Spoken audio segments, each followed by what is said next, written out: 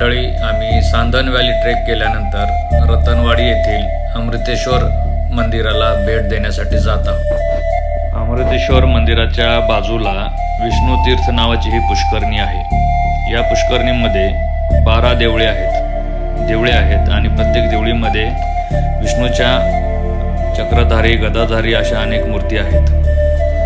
इथं गणपतीचंही मंदिर आहे, गणपतीचंही मूर्ती आहे आणि इथं जे हे बांधकाम आहे हे कुठलंही चुना किंवा सिमेंटमध्ये वापरलेलं नाही आहे। हे इंटरलॉक टेक्नॉलॉजी सिस्टम वापरून हे दगडाचं बांधकाम आहे या पुष्करणीचं। आणि या पुष्करणीमध्ये जे पाणी आहे आणि बऱ्याचशा इथं पायऱ्या पण आहेत आणि हे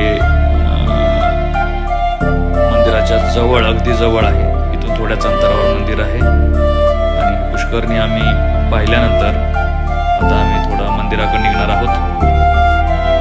या पुष्करणीला विष्णू तीर्थ असं नाव दिलेलं आहे कारण इथं अनेक विष्णूच्या विविध प्रकारच्या मूर्त्या आहेत। गणेशाची पण मूर्ती आहे। इथं अनेक अशा आजूबाजूच्या परिसरामध्ये अनेक विरगळ, म्हणजे त्याला गदेगळ असं म्हणतात, त्या विरगळ इथं आहेत, ज्यावर पुरातन त्या काळातली, म्हणजे हे मंदिर, हे पुष्करणी 1200 वर्षापूर्वीची आहे, त्या काळातील माहिती त्या दगडावर लिहिलेली आहे। आता त्या माहिती आधारे आपण त्याचा अभ्यास करू शकतो। बऱ्याच विरगळी ह्या तुटलेल्या आहेत किंवा थोडं वाचता येत नाहीत या स्वरूपामध्ये आहेत आणि दगडाची इंटरलॉक सिस्टम यूज करून हे सगळं बांधकाम आहे। हे 1200 वर्षापूर्वीचं आहे। शिलाहार राजवंशचा राजा जो होता झांजाने हे 12 मंदिरं उभा केली होती, शिवमंदिर, त्यापैकी हे एक मंदिर आहे। इथं 12 मंदिरं, म्हणजे 12 नद्याचे उगमस्थान असं जिथं आहेत तिथंच हे 12 मंदिरे राजा झांज याने बांधलेली आहेत। आणि आपण आता अमृतेश्वर टेम्पल पाहत आहोत।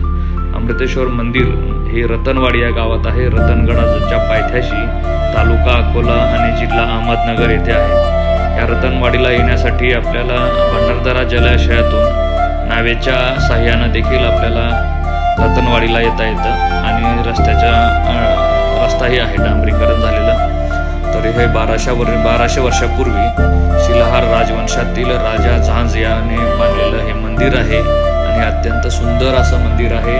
दगडाची इंटरलॉक सिस्टम वापरून इथं कुठेही चुना किंवा सिमेंट असं माध्यमाचा वापर न करता हे मंदिर इंटरलॉक टेक्नॉलॉजीचा वापर करून दगडात एक दगड दुसऱ्या दगडामध्ये फसवणे याचा वापर करून हे मंदिर इथं उभारलेलं आहे आणि हे आजही चांगल्या स्थितीमध्ये आपल्याला पाहायला मिळत आहे।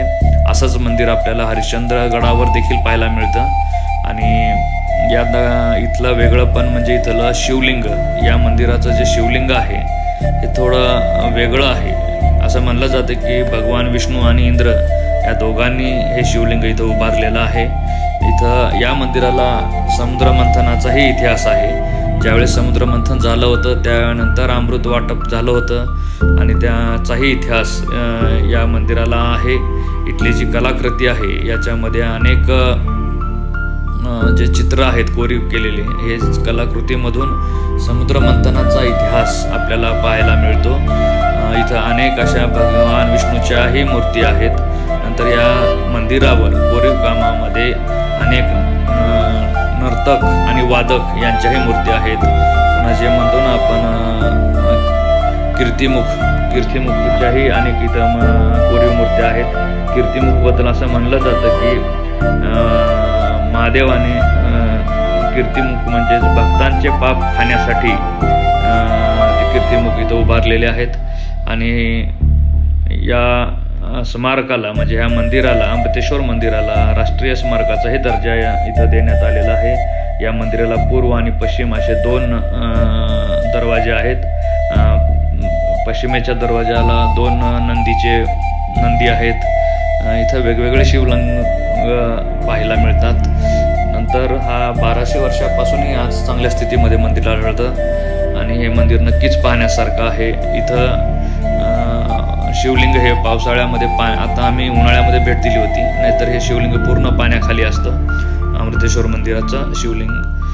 आणि छोटी छोटी कोरीव काम पाहण्यासारखं आहे। या मंदिराला 2 दरवाजे आहेत, पूर्व आणि पश्चिम। तर या मंदिराच्या मध्ये बसल्यानंतर एवढं थंड वाटतं की उन्हाळ्यामध्येही खूप थंडगार असं हे मंदिर म्हटलं वातावरण होतं आणि बाहेर खूप ऊन असल्यामुळे ह्या मंदिराच्या बाहेर यावं असं कुणालाही वाटत नव्हतं. खूप प्रसन्न आणि भक्तिमय असं हे मंदिर आहे. इथं बसल्यानंतर एक वेगळीच फिलिंग आपल्याला जाणवते आणि या मंदिराचं महत्त्व हे आपल्याला ते मंदिर पाहताना आणि मंदिरामध्ये बसल्यानंतर आणि इथल्या वेगळ्या अशा शिवलिंगाचं दर्शन घेतल्यानंतर आपल्याला याची अनुभूती येते.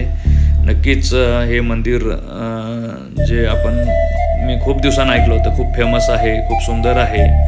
पण जे ऐकलं होतं किंवा जे आपण पाहिलं होतं यूट्यूबवर वगैरे याच्यापेक्षाही चांगला अनुभव आम्हाला इथं प्रत्यक्ष आला. बच्चे कंपनी आमच्यासोबत होती, त्यांना हे सगळी कला पहिल्यांदा पाहायला मिळाली. वेगवेगळ्या प्रकारे कोरीव काम आणि हे जुनं मंदिराचं बांधकाम पाहून मुलांनाही बऱ्याच गोष्टीचं आश्चर्य वाटलं आणि नक्कीच हे मंदिर प्रत्येकानं पाहावं असं आहे.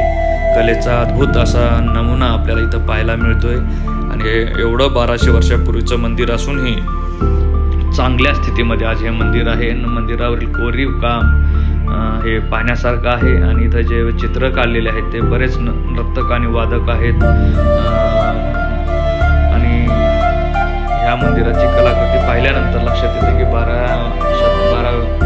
1200 वर्षापूर्वीही इथली कलाकृती ही किती अद्भुत होती हे आपल्याला याचा परिचय येतो. आता हे जे मागल्ला आहे मंदिराच्या बाजू आहे, इथं बसण्यासारखं आहे. खूप थंड वातावरण या ठिकाणी होतं. या जागेवरून आम्हाला उठू वाटत नव्हतं. बाहेर खूप गरमी होती, परंतु इथं एक AC सारखं थंड वातावरण आम्हाला अनुभवता आलं आणि खूप कोरीव काम, छोट्या छोट्या कोरीव केलेल्या इथं मूर्त्या असतील, त्या मूर्तीतून समुद्र मंथनाचा इतिहास किंवा वर्णन आपल्याला पाहायला मिळतं. प्रत्येक खांब असेल, छत असेल किंवा भिंत असेल हे कोरीव कामाने सजलेली होती आणि हे मंदिर पाहिल्यानंतर खरंच एक चांगला असा अनुभव आम्हाला मिळाला. मंदिर पुरातन आहे, याला कुठलाही कलर वगैरे नाही आहे दिलेला आहे, सगळं नॅचरल आहे. आजही 1200 वर्षापासून हे चांगल्या स्थितीमध्ये आहे. इंटरलॉक सिस्टमचा वापर केल्यामुळं हे खूप चांगलं दिसतंय आणि सगळ्यांनी पाहावं असं आहे. मंदिराचे कोरीव काम आहे आणि हे वेगळं असं मंदिर आहे. अमृतेश्वर, रतनवाडी, तालुका अकोले, जिल्हा लातूर. सर्वांनी या मंदिराला भेट द्यावी.